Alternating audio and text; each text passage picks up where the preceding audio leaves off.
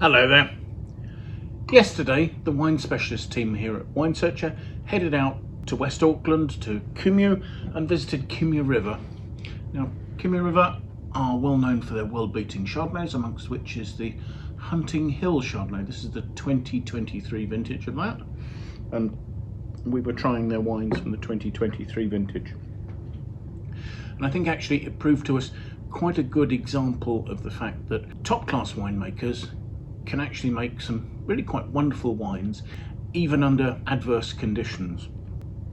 The Brakovich family have owned and run what is now Kumeu River, was originally San Marino Vineyards, since 1944, when the current generation's grandparents, Mick and Kate, along with their father, Matty, had come to New Zealand from Croatia, and eventually in 1944 purchased a plot of land in Kumeu, 7 hectares at that time, and set up San Marino Vineyards. Now, their father, Matty, was actually instrumental in helping take his company, and perhaps a lot of the companies in the area, in a more quality-oriented direction. In those days, the production of a lot of wineries in the Auckland area would have been of hybrid grape varieties and less well-known varieties such as Palomino that had perhaps been chosen for the production of fortified rather than table wines.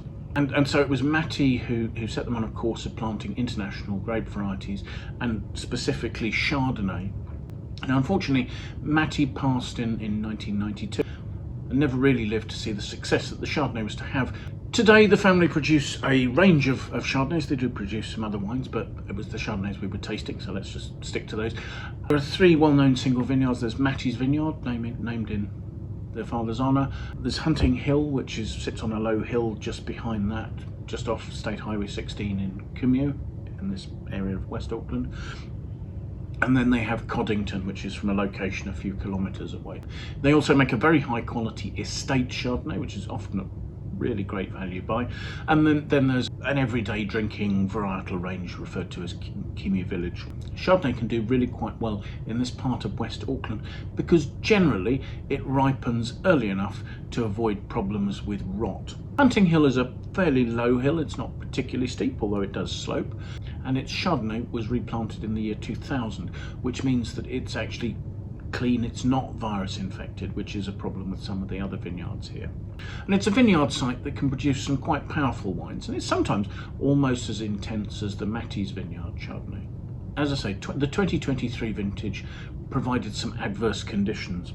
Everything was looking good until the end of January. The 27th of January, there was a significant weather event hit the Auckland region, and Kumeu ended up getting 260 millimetres of rain in a period of, I think it was less than 12 hours. I can quite vividly remember trying to get through Kumeu that evening and actually couldn't because all the roads were flooded. Now, the winery experienced some flooding, and actually a portion of Matty's vineyard was briefly flooded. But thankfully, for the large part, damage was avoided. What actually caused problems was the fact that the rainfall, followed by the humidity, just washed off the protective sprays that were there to prevent mildew, and then without that protection, mildew ran rampant through the vineyard. And what this meant was that the leaves on the vines all fell off before ripening had been completed. Everything was hand-picked, and as you can imagine, everything was very carefully sorted to make sure that only healthy, ripe fruit made its way into the presses. The press juice went into tank to settle. From there it was racked off any solids that had fallen out, homogenised, and went into barrel. And fermentation went on entirely in 228 litre French oak barriques. And in 2023, they opted not to use new oak because they felt that that would be too strong an influence on what was perhaps slightly less ripe fruit. As it happened, the fact that it was a smaller vintage anyway meant that there was a larger proportion of second and third fill barrels being used, and that worked in their favour to the extent that there's very much the same sort of level of oak influence as you would have seen in previous years.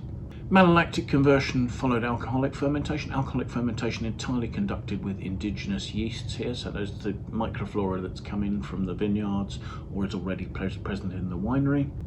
The wines stayed in barrel with their lees with the idea that the lees would then absorb some of the more buttery characteristics that diacetyl flavours and aromas produce during malolactic conversion, and so soften those notes in the wine, trying to give the wine balance.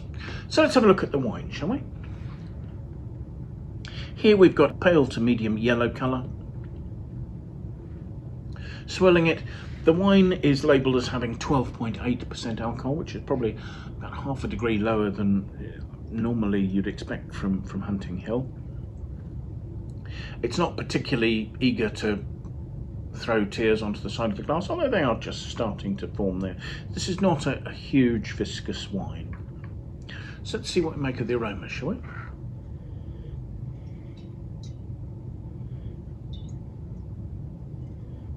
The aromas initially have a lively, fresh citric note.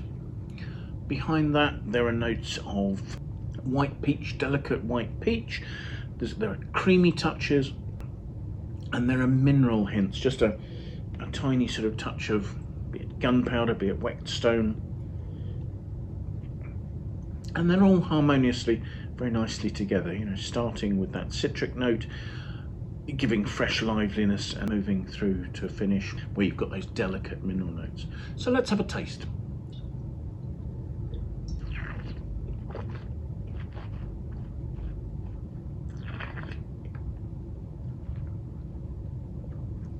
The palate is dry and fresh. There is a mouth-watering crispness to this. It's medium to full-bodied. Normally I would expect Hunting Hill to be a little bit fuller, richer, a bit more four-square than this. There's actually quite a nice sort of elegance there. The freshness really is lifting the fruit beautifully.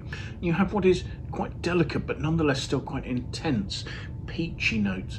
They're not overripe peaches, it's a more delicate peachy note, and there is this lovely fresh lemony acidity, mineral notes. There isn't a particularly creamy note to the flavours, however there is a beautiful creamy texture across the back of my tongue, and that's enduring beautifully, and actually that's where the creamy notes start to come through. And yet I'm also getting a contrasting sort of citric, lemony freshness that's enduring very well. The Hunting Hill 2023 clearly doesn't have the power or the richness that you'd normally expect to see in this wine. However, the delicate intensity of the peachy notes that it is showing do endure beautifully. The oak doesn't stand out, it's beautifully integrated, and actually there are some lovely toasty notes just starting to come through on the finish. The flavours are lasting really well. Given the wine's mouth-watering acidity, the intensity of the fruit on the mid-palate and its lovely length, I think this is a wine that would very happily age for 5 to 6 years, probably longer. It might gain a little weight, but I think it's going to retain its freshness, and very often wines that are slightly leaner and more elegant like this can age really gracefully. And certainly, given the vintage conditions, I think this is a very impressive wine. We don't as yet have a critic score for Kumeu River's Hunting Hill Chardonnay for 2023. Looking, however, at the aggregated critic score that we have for all vintages of the wine, there it gets 93 out of 100. And I think that's an aggregated score that this wine completely lives up to. It may not have the generosity of any of the preceding 4 vintages, but it does have a really endearing charm and elegance. So thank you so much for joining us. I do hope you've enjoyed the tasting. If you have, do please press the like button. If you'd like to watch more of these tastings, do please subscribe to our channel. It would be fantastic to have your support there.